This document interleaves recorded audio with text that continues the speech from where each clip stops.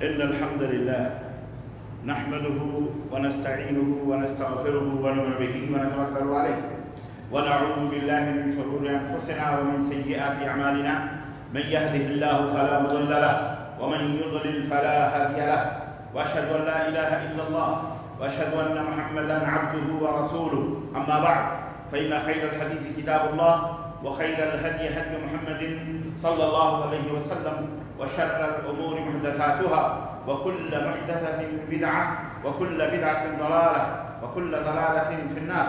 قال الله تبارك وتعالى في كلامه المجيد: يا أيها الذين آمنوا اتقوا الله حق تقاته ولا تموتن إلا وأنتم مسلمون. يا أيها الناس اتقوا ربكم الذي خلقكم من نفس واحدة وخلق منها زوجها وبث منهما رجالا كثيرا ونساء واتقوا الله الذي تساءلون به والأرحام إن الله كان عليكم رقيبا.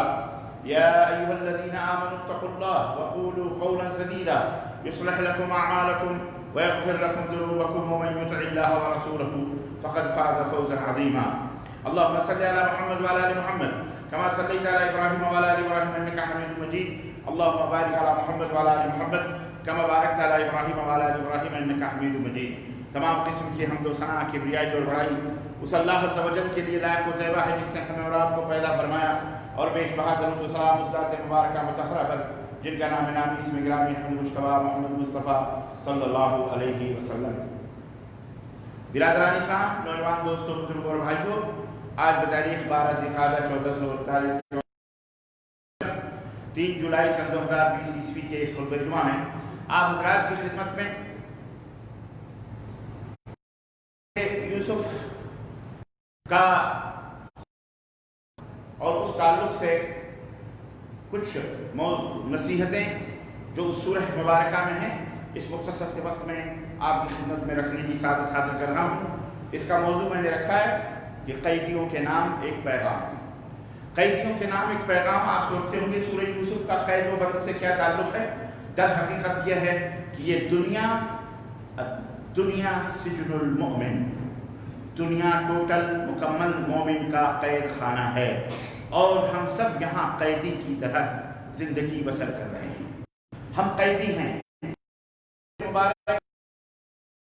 اس کو گویا کہ قیدی صرف وہی نہیں ہے جو جیل کی سلاخوں کے پیچھے ہے، قیدی وہی نہیں ہے صرف جو پولیس کی کسٹڈی میں ہے، قیدی صرف وہی نہیں ہے جو کسی لاک اپ میں بند ہے، قیدی صرف وہی نہیں ہے جو کسی جزیرے کے اندر مقید ہے، بلکہ مومن کے لیے یہ پوری دنیا قید خانہ ہے.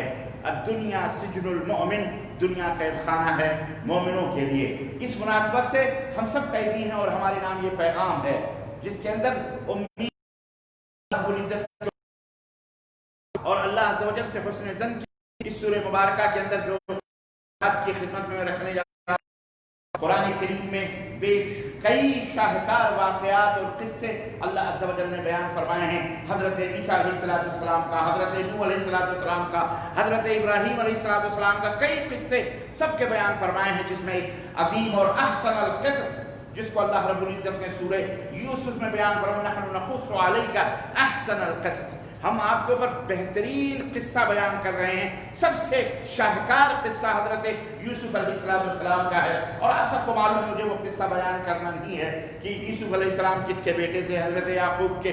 انہوں نے خواب دیکھا کہ انہوں نے 11 کوكبا رأيتهم لي ساجدين والشمس والقمر رأيتهم لي ساجدين. یوسف نے کہا اپنے باپ سے کہ میں نے جو ہے ستاروں کو اور چاند کو، ستاروں کو ہم نے 11 ستارے دیکھے اور چاند دیکھے، ہم نے سورج دیکھے جو مجھے سجدہ کر رہے ہیں. قال یا بنی لا تقصص رؤیاک علی اخوتک. باپ نے کہا بیٹا اپنے بھائیوں کو یہ قصہ نہیں بیان کرنا، ان الشیطان عدو مبین، شیطان کھلا ہوا دشمن ہے. کبھی حسد پیدا ہو سکتا ہے، ان کے دلوں میں جلن پیدا ہو سکتی ہے کہ یہ کیا مطلب ہے. حضرت یعقوب علیہ السلام بیٹے کی اس واقعے سے، خواب سے سمجھ گئے کہ یہ ضرور کچھ نہ کچھ رونما ہونے والا واقعہ ہے. آپ کو پتہ ہے مکمل طریقے سے بہرحال پوری سورہ مبارکہ ایک بہترین انداز سے ڈھال کر اللہ تبارک و تعالیٰ نے مختلف نصیحتیں اس کے اندر بیان فرمائی ہیں، اور یہ پوری سورہ مبارکہ مکمل طریقے سے مکہ مکرمہ میں نازل ہوئی، اور اس سورہ کے نازل ہونے کے دوران مکہ مکرمہ کی زندگی آپ صلی اللہ علیہ وسلم کی سیرت طیبہ میں ملاحظہ کیجئے، صحابہ کرام کے اوپر جو مصائب، جو مشکلات، اور خود نبی کریم صلی اللہ علیہ وسلم کے اوپر جو مصائب اور مشکلات تھے بیان کرنے کے بیان نہیں کر سکتے، جن مشقتوں اور جن مصیبتوں سے وہ دوچار ہو رہے تھے، مکمل 13 برس تک اللہ کے رسول صلی اللہ علیہ وسلم نے توحید کی دعوت دی، اور جس کی پاداش میں پورا مکہ آگ بگولا تھا، اور جس کی پاداش میں پورا مکہ خود نبی کریم صلی اللہ علیہ وسلم کو بھی اور جو آپ کے اوپر ایمان لاتے تھے ان کے اوپر اس زمین کو انہوں نے تنگ کر دیا تھا۔ اس موقع پر اللہ نے سورہ یوسف نازل فرمائی مکمل طریقے سے، جس کے اندر تسلی تھی، اطمینان تھا، رب کائنات کے اوپر امیدوں کا مکمل امید کی کرنے اللہ تبارک و تعالیٰ نے صحابہ اور نبی کے دلوں کے اندر جگائیں، اور اسی طرح سے ان شمعوں کو جلایا، اور ان کے دلوں کو اللہ رب العزت نے سورہ مبارکہ سے مضبوط کیا، اور انہیں خوشخبری سنائی کہ والعاقبۃ للمتقین۔ یاد رکھو، ہمیشہ انجام جو ہوتا ہے، آخری فیصلہ، بہترین فیصلہ مومنوں کے ہاتھوں ہوتا ہے، مومنوں کے لیے ہوتا ہے، متقیوں کے لیے ہوتا ہے۔ اللہ تبارک تعالیٰ انہیں بہترین اجر سے نوازتا ہے، وَأَنَّ اللَّهَ لَا يَضِيعُ أَجْرَ الْمُحْسِنِينَ، اور اللہ احسان کرنے والے نیک بندوں کو، اپنے نیک بندوں کے اجر کو، ثواب کو، محنتوں کو، جد و جہد کو اللہ تبارک تعالیٰ ضائع نہیں فرماتا ہے۔ چنانچہ آئیے ہم یوسف علیہ السلام کی زندگی کی سیر کرنے کے لیے آپ کو لے کے چلتے ہیں، میرے ساتھ چلیے اپنے دماغوں کو۔ میں قرآن کریم کی مختلف آیات اور مختلف کہاں واقعات جو آپ کی زندگی کے اندر ہوئے، بس تھوڑا تھوڑا میں وہاں سے آپ کو اشارہ کروں گا، اور انشاءاللہ تبارک و تعالیٰ آپ سمجھتے چلے جائیں گے۔ آج ہمیں اس کی ضرورت بھی ہے۔ اس وقت جن مسائل اور جن مشکلات سے پوری دنیا جوجھ رہی ہے، اور پورا عالم اسلام ہی نہیں بلکہ پوری دنیا اللہ تبارک و تعالیٰ کی مصیبتوں سے، پریشانیوں سے، بلا سے، آزمائشوں سے اور موت سے جو جوجھ رہی ہے، چاروں طرف موت کا فرشتہ اپنی فصلیں کاٹنے کے اوپر لگا ہوا ہے۔ امیر ہے کہ غریب ہے، کہ صحت مند ہے کہ تندرست ہے، کہ نمازی ہے کہ پرہیزگار ہے، کہ گنہگار ہے کہ مجرم ہے، کہ شرابی ہے کہ کبابی ہے۔ وہ یہ نہ سوچے کہ کوئی کو کرونا کا مریض ہو گیا تو وہ بہت مجرم تھا، بہت بڑا گنہگار تھا، ہم بڑے متقی ہیں۔ کوئی یہ بھی نہ سوچے کہ جو ہے جناب علی ہم بڑے متقی اور پرہیزگار ہیں، اس لیے ہم کو کرونا یا ہمیں کوئی مصیبت، کوئی بلا، کوئی پریشانی نہیں آ سکتی ہے۔ ہرگز نہیں۔ پریشانیوں کے آگے اللہ رب العزت کی مشیت ہوتی ہے۔ اللہ جس کو چاہتا ہے اپنی چاہت سے انہیں آزماتا ہے، انہیں جو ہے ان مصیبتوں کے میں ڈالتا ہے۔ کوئی جیل میں چلا گیا، کوئی مارا گیا، کوئی پیٹا گیا، کوئی قتل کر دیا گیا، تو آپ یہ کہیں جناب وہ مجرم تھا، فلاں تھا، جس لیے جیل میں گیا، اس گناہ، یہ سب غلط بات ہے۔ حضرت یوسف علیہ السلام کی جیل آپ کو معلوم ہے 20 برس تک بھٹکتے رہے سیدنا یوسف علیہ السلام، میں بتاتا ہوں آپ کو۔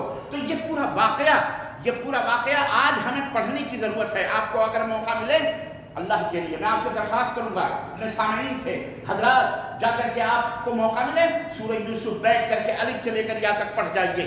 دیکھیے آپ کے دلوں کے اندر کتنا قرار میں آتا ہے، کتنا سکون آتا ہے، کتنی نصیحتیں ہیں اور کتنے واعظ ہیں جو اللہ تبارک تعالیٰ نے اس سورہ مبارکہ کے اندر رکھے ہیں۔ حسن ظن کے تعلق سے نسیم بہار ہے امیدوں کی، جو مومنوں کے دلوں میں ڈالنے کے لیے اللہ رب العزت نے پھیلانے کے لیے اس سورہ مبارکہ کو نازل فرمائی تھی مکہ مکرمہ کے اندر۔ اور اس سورہ مبارکہ میں آپ دیکھیے کہ کس طرح سے عروج آتا ہے، کس طرح سے زوال آتا ہے، کس طرح سے وقتی طور پر، ظاہری طور پر ذلت و رسوائی کا سامنا کرنا پڑتا ہے، لیکن اس کے بعد ان مع العسر یسرا، ہر تنگی کے بعد آسانی ہے، ہر تنگی کے بعد آسانی ہے۔ اے مسلمانوں، سورہ یوسف کے اندر غور و فکر کرنے والوں کے لیے چند نصیحتیں، چند فوائد اور چند باتیں انہیں ملیں گی۔ موٹی چیزیں میں آپ حضرات کی خدمت میں ذکر کروں گا۔ نمبر 1 سب سے پہلی چیز یہ ملتی ہے، اس کے اندر آپ کو اس واقعے میں یہ درس ملے گا کہ جو بھی غائب ہوا ہے ان قریب کبھی نہ کبھی ضرور لوٹ کے آئے گا۔ اس واقعے سے، سورہ یوسف کے واقعے سے ملتا ہے، جو غائب ہوا ہے وہ ان قریب لوٹ کے آئے گا۔ کوئی چیز کھو گئی، کوئی بھائی کھو گیا، کوئی انسان آپ سے کھو گیا، لیکن ایک نہ ایک دن ضرور کبھی نہ کبھی کسی موڑ پر اس کی ملاقات ممکن ہے، ہو سکتی ہے۔ اگر خاندان منتشر ہو گیا تو ایک دن آئے گا اللہ کی رحمتوں کی برکھا برسے گی۔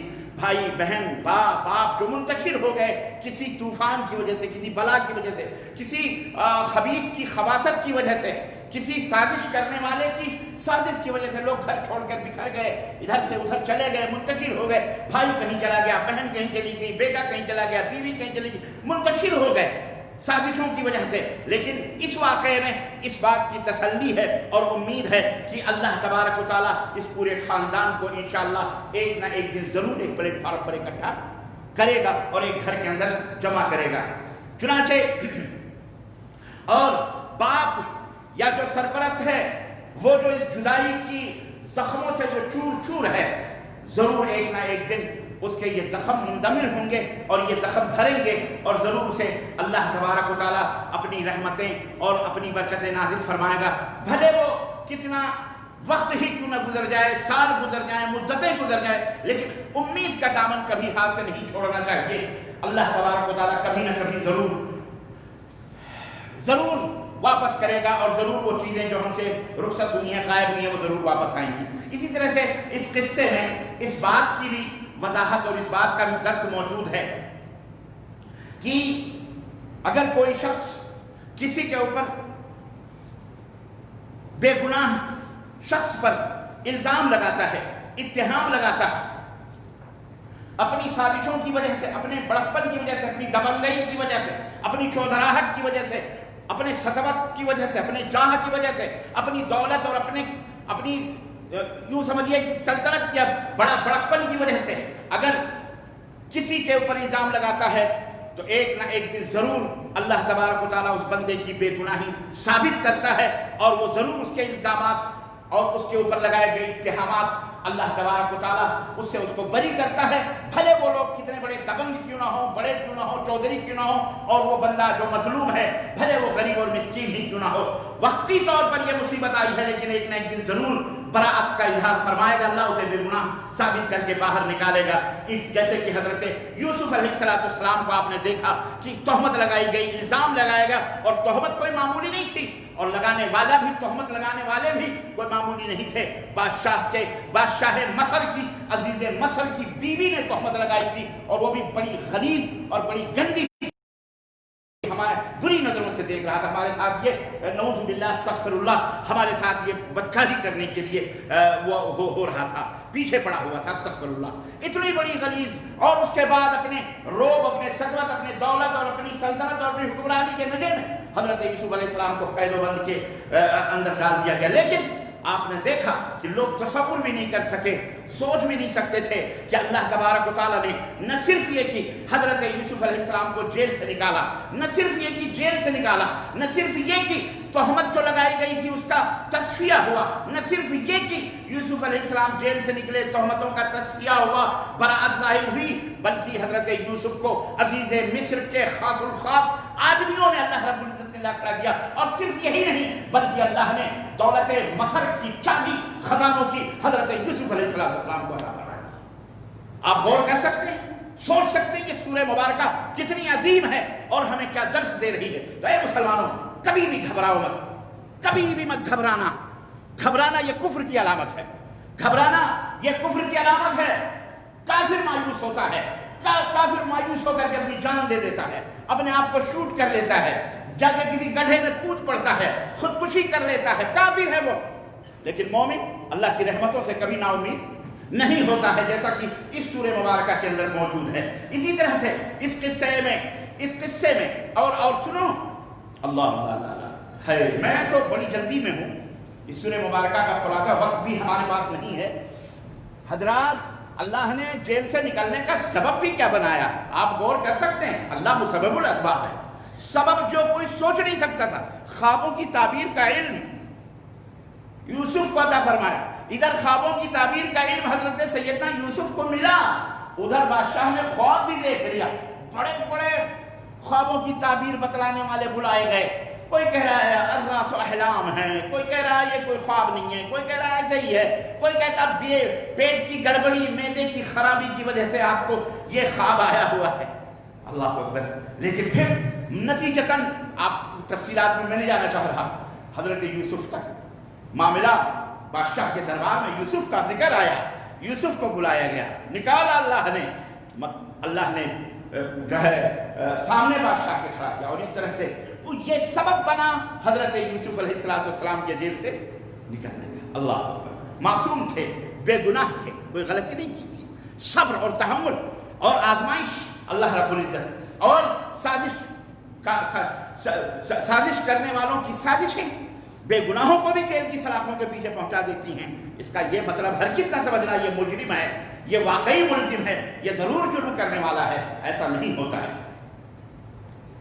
اسی طرح سے اس واقعے میں ہمیں یہ نصیحت ملتی ہے کہ قیدی جو جیلوں کے اندر ہوتے ہیں بیچارے، یا کسی جرم میں پھنسائے گئے، یا کہیں بھی رہیں، قید خانوں میں کہیں بھی رہیں، اللہ کی رحمت سے انہیں نا امید نہیں ہونا چاہیے۔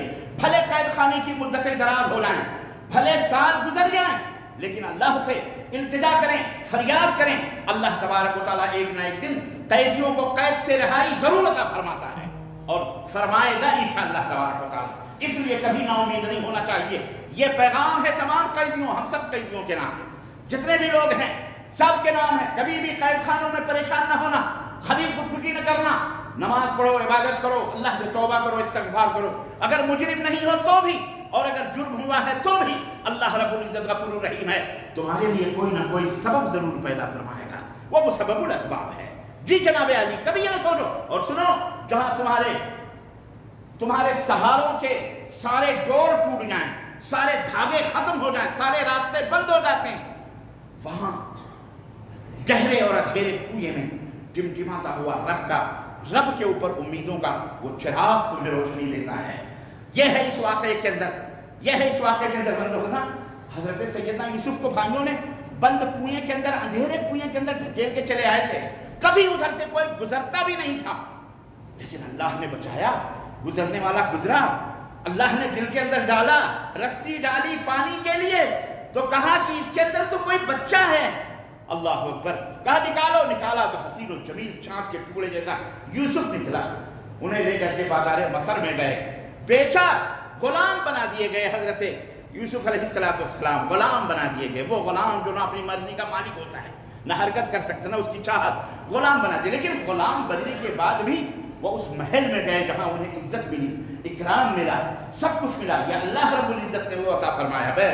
تو اس قصے میں یہ بھی ہمیں درس ملتا ہے کہ محسنین جو ہوتے ہیں، نیک بندے جو اللہ کے ہوتے ہیں، وقتی طور پر اگر ان کے اوپر ظاہری طور پر ذلت و رسوائی کی تہمتیں آتی ہیں، انہیں ذلیل کرنے کی کوشش کی جاتی ہے، رسوا کرنے کی کوشش کی جاتی ہے، لیکن اخیر میں اللہ انہیں عزت کی زندگی عطا فرماتا ہے، اور اللہ انہیں عزت اور شہرت اور دولت سے مالا مال فرما دیتا ہے۔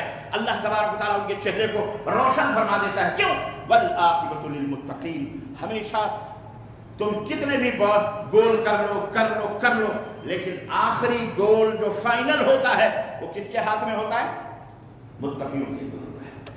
اس لیے گھبراؤ نہ مسلمان، یہ کرونا، یہ پرونا، یہ حکومت، یہ بنا، یہ ڈھکا، وہ توڑ، وہ پھوڑ، وہ گرانا، وہ ڈائلاگس، وہ باتیں، پانی کا چائے ہے، سمجھو اس کو، بوٹ کے نوک کے اوپر رکھ کے اڑاؤ، اور حوصلہ رکھو، ہمت رکھو، عزم رکھو۔ اللہ تبارک و تعالیٰ تمہیں اس سورہ مبارکہ کے اندر یہی درس دے رہا ہے، یہی تعلیم دے رہا ہے۔ یہ بیماری، وہ بیماری، احتیاطات کر لو اور اللہ کے اوپر بھروسہ کرو۔ عزیزان گرامی، اللہ رب العزت کسی بھی احسان کرنے والے کے احسان کو ضائع نہیں کرتا ہے۔ حضرت یوسف علیہ السلام جو انتہائی کریم النفس صالح میں اللہ کے نیک بندے تھے، لیکن اللہ رب العزت غلام تھے، وہ کسی چیز کے مالک نہیں تھے، خود اپنی مرضی کے مالک نہیں تھے، لیکن ہوا کیا؟ اللہ نے جیل سے نکالا، عزیز مصر کے پاس پہنچایا، اور جناب خاص الخاص لوگوں نے، اور یہی نہیں بلکہ مصر کے اندر ٹھکانہ عطا فرمایا، اور یہی نہیں بلکہ اس مصر کے خزانے کی چابی بھی اللہ تبارک و تعالیٰ نے حضرت یوسف علیہ السلام کو عطا فرمایا۔ اس قصے میں ہمیں یہ بھی ملتا ہے کہ اگر کوئی مریض ہے، کوئی بیمار ہے، تو اسے بھی پریشان نہیں ہونا چاہیے۔ اللہ رب العزت سے اپنے رشتے کو مضبوط کرے، انشاءاللہ تبارک تعالیٰ اللہ اسے ہر بیماری، ہر بلا، ہر مصیبت سے نجات عطا فرمائے گا۔ یہاں تک کہ اندھا بھی ہو گیا ہے، اللہ سے روشنی مانگے تو اللہ روشنی بھی عطا فرمائے گا۔ سیدنا یوسف علیہ السلام کا فلما ان جاء البشیر القاه على وجهه فارتد بصیرا، حضرت یوسف علیہ السلام کے غم میں، محبت میں روتے روتے باپ کی وہ کالی آنکھیں سفید ہو گئی تھی، دکھائی نہیں دیتا تھا، اندھے ہو گئے حضرت یعقوب علیہ السلام حضرت یوسف کی محبت میں روتے روتے روتے روتے، اللہ اکبر۔ لیکن جب خوشخبری دینے والا خوشخبری دینے کے لیے آیا اور یوسف علیہ السلام کی قمیص آپ کے چہرے پر ڈالی، اللہ نے آنکھوں کی روشنی لوٹائی۔ اللہ مسبب الاسباب ہے، اللہ مسبب اسی لیے کہا جاتا ہے جو تم گولیاں کھاتے ہو ان گولیوں میں کوئی شفا نہیں، اللہ رب العزت چاہے تو اس میں شفا یابی ہوتی ہے، اللہ نہ چاہے تو 1 نہیں 1000 گولیاں کھا لو وہ تمہیں شفا مل سکتی۔ اللہ چاہے تو ایک لکڑی سے شفا دے دے، اللہ کی مرضی ہے، وہ کسی چیز کو بھی دوا بنا دے، کسی چیز کو ہمارے لیے بیماری بھی بنا سکتا ہے۔ ایک ہی بارش ہوتی ہے، اس بارش میں ایک ہی بارش سے کتنے سبزے اگتے ہیں اور کتنے سبزے سڑ جاتے ہیں۔ ایک ہی ہوا چلتی ہے، ایک ہوا سے لوگ تندرست ہوتے ہیں، کتنے لوگ بیمار ہو جاتے ہیں، ہے کہ نہیں؟ یہ اللہ کی مرضی ہے۔ کوئی نہ کہے کہ کپڑے، حضرت کپڑے میں کیا چیز ہو سکتی ہے، کپڑے میں کیا چیز ہو سکتی ہے، کپڑا ڈال دیا گیا اور آنکھوں کی روشنی، اللہ ہے، اللہ اس کپڑے میں کوئی بھی چیز رکھ دے، اللہ کا معجزہ ہے، وہ اپنے نبیوں کو معجزے عطا فرما دیا، آنکھوں کی روشنی لوٹائی۔ میاں بہت دور جانے کی ضرورت نہیں ہے، یہ کرونا ہے، کوئی دوا کھاتے ہو؟ کیا کہا جاتا ہے آپ سے؟ کہا جاتا ہے آپس میں فاصلے رکھو، ناکوں کے اوپر ماسک لگاؤ، ہاتھوں سے صابن کو ہاتھوں سے دھلا کرو۔ جناب اس سے کیا ہوتا ہے؟ یہی اس کا علاج ہے، یہی اس کا، یہ بھی کوئی علاج ہے؟ نہ کھایا نہ پیا نہ کچھ اور ہم بیماری سے بچتے۔ جی جناب علی، اللہ تبارک و تعالیٰ کا یہ اندیکھا کرونا وائرس آج ہمیں بھی یہ درس دے رہا ہے، سنو کہ اس کا گولی اس کا علاج نہیں ہے، بلکہ یہی باہمی ڈسٹنس، فاصلے اور یہ ناکوں کے اوپر یہ ماسک اور ہاتھوں کو دھلنا، یہی اس کا علاج ہے، خلاص بات ختم۔ باقی اللہ تبارک و تعالیٰ جس کو چاہتا ہے مریض کرتا ہے، جس کو چاہتا ہے بیمار کرتا ہے۔ تو حضرت یوسف علیہ السلام کی قمیص، اور کوئی اگر یہ کہے کہ جناب یہ تو بزرگوں کی یہ ہے فلاں، المہم سنیے جناب، یہ سب اللہ رب العزت کے ہاتھ میں ہوتا ہے۔ قمیص حضرت یوسف علیہ السلام نے بھیجی، پتہ چلا باپ میری محبت میں اندھا ہو گیا، آنکھوں کی روشنی چلی گئی۔ یوسف علیہ السلام نے کہا میری یہ قمیص لے کے جاؤ، میرے باپ کے منہ پہ ڈال دو۔ ابھی قمیص مصر سے چلی ہے ادھر سے، اور ادھر حضرت یعقوب علیہ السلام کہہ رہے ہیں کہ بیٹے، اپنے بچوں سے کہہ رہے ہیں بیٹا مجھے یوسف کی خوشبو آ رہی ہے، مجھے یوسف کی خوشبو آ رہی ہے، لولا تفندون، اگر تم مجھے باولا نہ کہو، اگر مجھے تم یہ نہ کہو کہ بڑھاپے میں سٹیا گئے بابا ایسی باتیں کر رہے ہیں، یوسف تو کب کا مر چکا ہے، 20 برس ہو گئے، کسی کا کوئی عطا پتہ ہی نہیں ہے، لیکن اگر تم مجھے برا نہ کہو تو مجھے لگ رہا ہے کہ یوسف کی بو مجھے آ رہی ہے۔ یہ اللہ تبارک تعالیٰ چاہے تو یوسف کے قمیص کی خوشبو اتنی فاصلے سے حضرت یعقوب علیہ السلام کو دلا دے، اور وہیں چند کلومیٹر نہیں 1 کلومیٹر کے فاصلے پر یوسف کنویں میں پڑے ہوئے ہیں۔ اللہ چاہے تو باپ کو اس کی خوشبو کیا، اس کا کوئی عطا پتہ بھی نہ دے سکے۔ بات سمجھ میں آئی کہ نہیں آئی؟ یہ دونوں پہلوؤں کو سامنے رکھو، عقیدہ صحیح رہے گا۔ بعض بدعقیدہ لوگ یہی گمراہ ہو کر کے اور جا کر کے پتہ اپنے للو پنچوؤں کو اس سے جوڑتے ہیں، اللہ انہیں ہدایت عطا فرمائے، بہرحال اس کی تفصیل نہیں ہے۔ تو اس قصے کے اندر ہمیں یہ پتہ چلتا ہے کہ مریضوں کو اللہ کی رحمتوں سے نا امید نہیں ہونا چاہیے، اور نہ ہی اللہ چاہے تو نابینا کو بینا بنا دے، شفا دے دے، کچھ بھی کر دے، وہ اللہ کی مرضی۔ اسی طرح سے اس قصے میں ہمیں یہ بھی پتہ چلتا ہے کہ ایک نہ ایک دن نا امیدیوں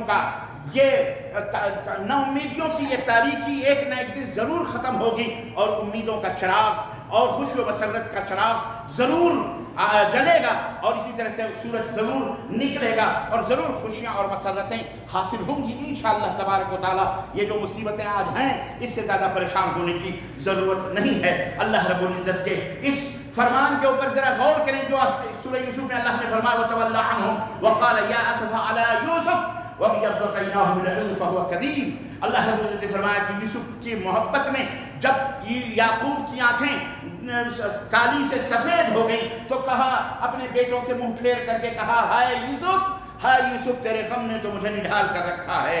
اللہ رب العزت نے فرمایا کہ اس طرح یوسف نے یہ بات کہی وَفَهُوَ كَظِيمٌ، اور اپنے درد کو، اپنے ٹیس کو چھپا رہا تھا، وہ چھپائے ہوئے تھے، کس سے کہیں اپنے ان مصیبتوں کو. پھر ایک وقت آیا، الوقت پلٹا. اللہ رب العزت نے اس وقت کو ذکر فرمایا سورہ یوسف میں، فرمایا فلما دخلوا علی یوسف آوی الیہ ابویہ، جب سارا خاندان، سارے کا سارا کنبہ حضرت یوسف علیہ السلام کی خدمت میں، مصر، ماں باپ بھائی سب اکٹھا ہو کر کے جب بیٹے کے پاس پہنچے، آوا الیہ ابویہ، تو حضرت یوسف نے اپنے ماں باپ کو اپنے پاس بٹھایا.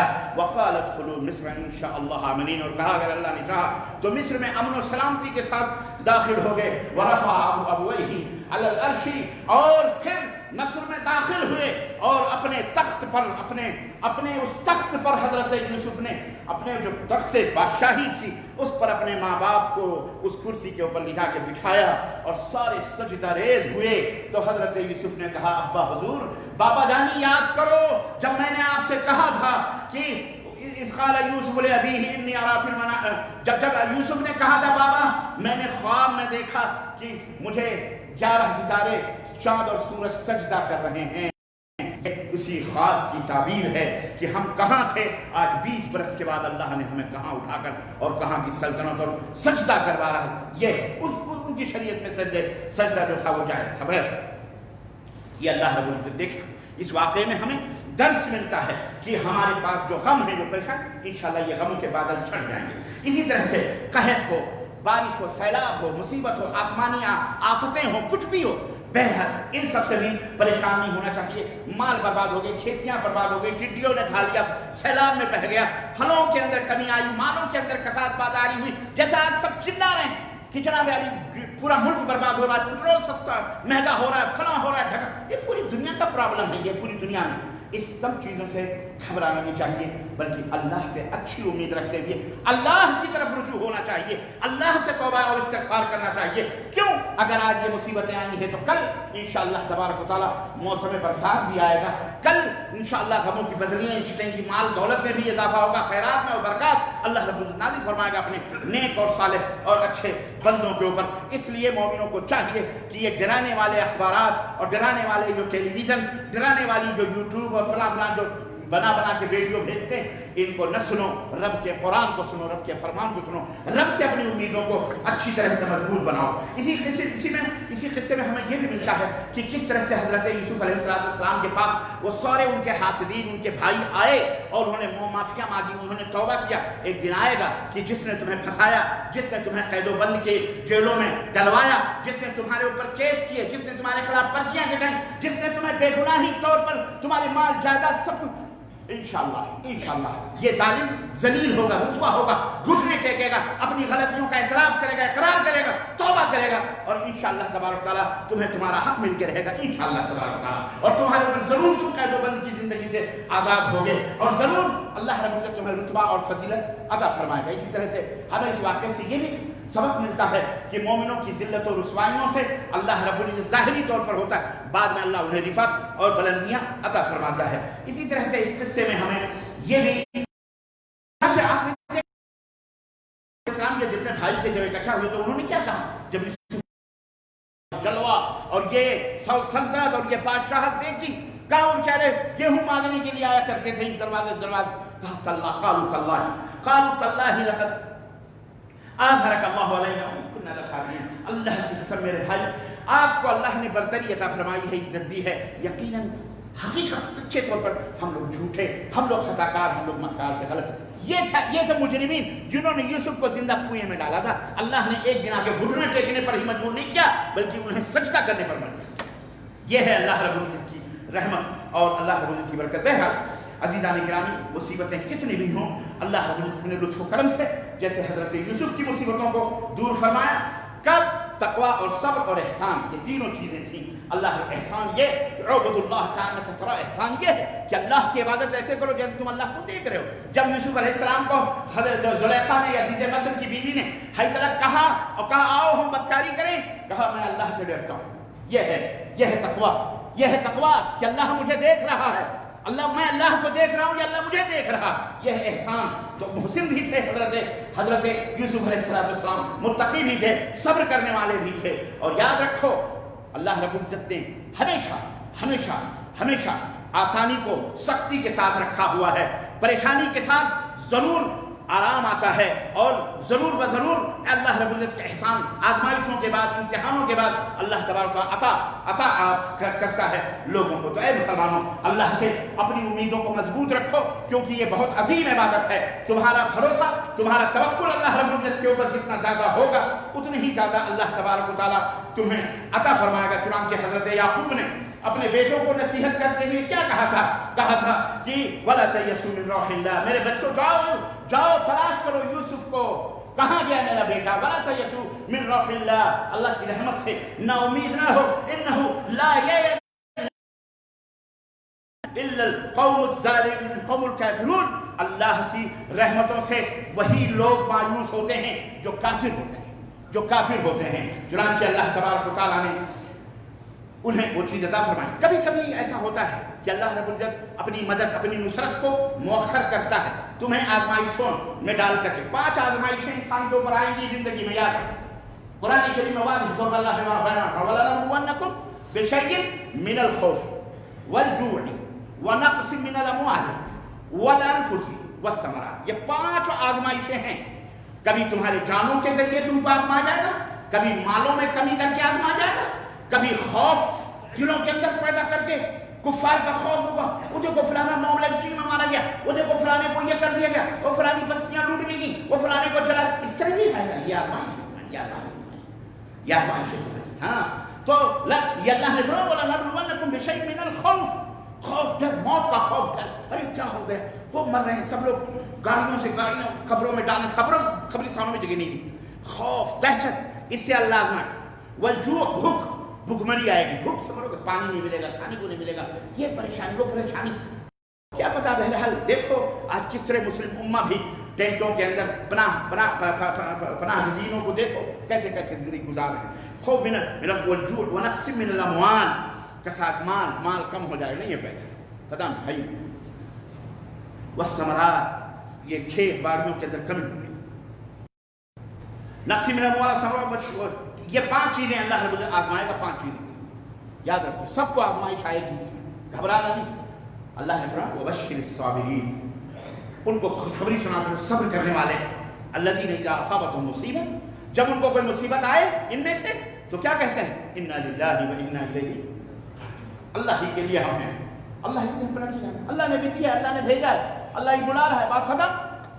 مومن ہونا ایمان ہے نا مرنے کا، اللہ سے ملاقات کرنا ہے کہ نہیں ہے، پھر اس دنیا سے کیا دل لگانا، ٹھوکر مارو، ٹھوکر مارنے کا مطلب یہ نہیں کہ تھیلا اٹھا کے نکل جاؤ، ٹھوکر مارنے کا مطلب یہ نہیں ہے، ٹھوکر مارنے کا مطلب یہ ہے کہ اسی سے چمٹ کے نہ رہو، اگر کبھی تم سے چھوٹ جائے تو آنسوں سے آنسو نہ نکلنا چاہیے، نہ رو، اس سے نہ رو، اللہ سے ملاقات کی خوشی میں رو، ہمیں اللہ سے ملاقات کرنی ہے انشاءاللہ۔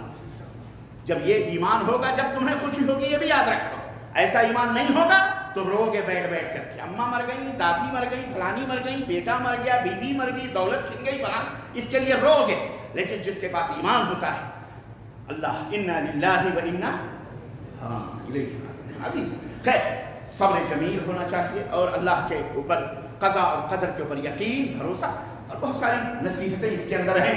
اللہ تبارک و تعالیٰ ہمیں اور آپ کو نیک عمل کرنے کی توفیق عطا فرمائے، اور اللہ ہمیں ہر شکوے ہر گلے اپنے رب سے کرنے کی توفیق عطا فرمائے، اور اللہ ہمارے دلوں میں اپنا یقین، اپنا توکل، اپنے سے امید جو ڈور ہے، اللہ اسے مضبوط ہمارے دلوں کے اندر بنائے، اور ہمیں اللہ رب العزت ہر دکھ، ہر پریشانی، ہر مصیبت سے نجات عطا فرمائے۔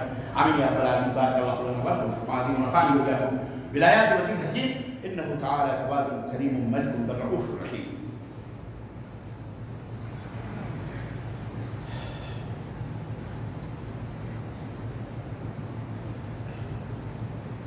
الحمد لله نحمده ونستعينه ونستغفره ونؤمن به ونتوكل عليه ونعوذ بالله من شرور انفسنا ومن سيئات اعمالنا، من يهده الله فلا مضل له ومن يضلل فلا هادي له، واشهد ان لا اله الا الله واشهد ان محمدا عبده ورسوله، اما بعد، قال تعالى في كلام المجيد ان الله وملائكته يصلون على النبي يا ايها الذين امنوا صلوا عليه وسلموا تسليما، اللهم صل على محمد وعلى ال محمد كما صليت على ابراهيم وعلى ال ابراهيم انك حميد مجيد، اللهم بارك على محمد وعلى ال محمد كما باركت على ابراهيم وعلى ال ابراهيم انك حميد مجيد، عباد الله رحمكم الله إن الله يأمر بالعدل والإحسان وإيتاء ذي القربى وينهى عن الفحشاء والمنكر والبغي يعظكم لعلكم تذكرون ولذكر الله تعالى أعلى وأولى ما ترجعون ما تموات أكبر والله يعلم ما تصنعون.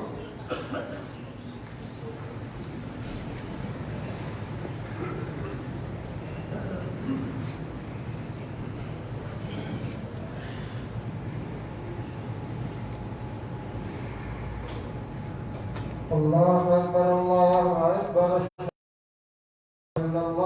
أشهد أن محمدا رسول الله حي على الصلاة حي على الفلاح قد قامت الصلاة قد قامت الصلاة الله أكبر لا إله إلا الله. صوم يرحمكم الله.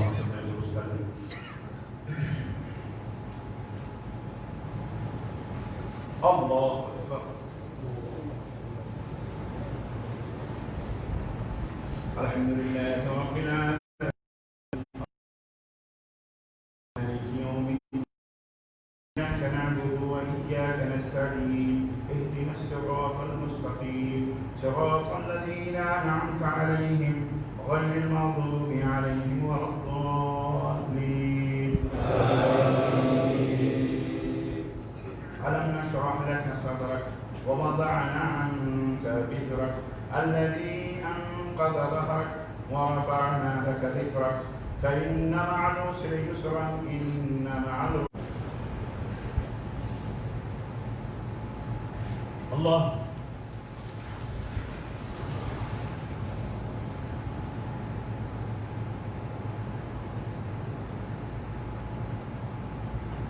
الله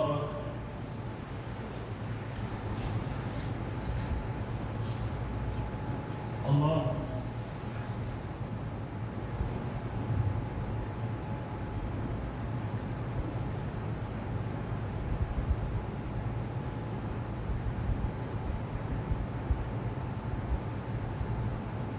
الله أكبر.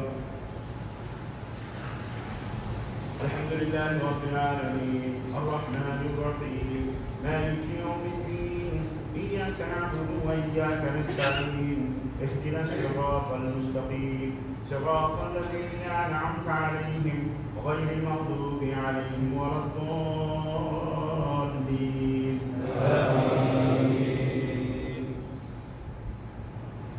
ألم تر كيف فعل ربك بأصحاب الفيل ألم يجعل كيدهم في تضليل وأرسل عليهم طيرا أبابيل ترميهم بحجارة من سجيل فجعلهم كعصف مأكول. الله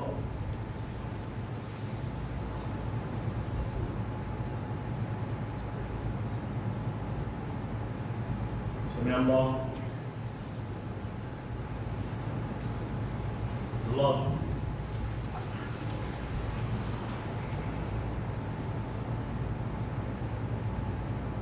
الله الله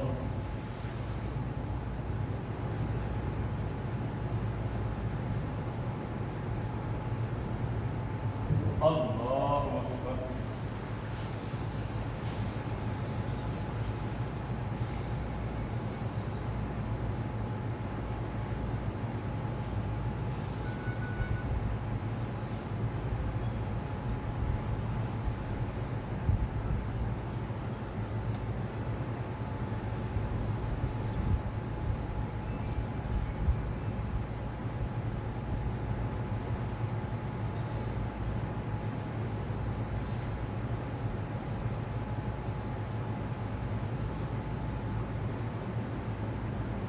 السلام عليكم ورحمة الله. السلام عليكم ورحمة الله.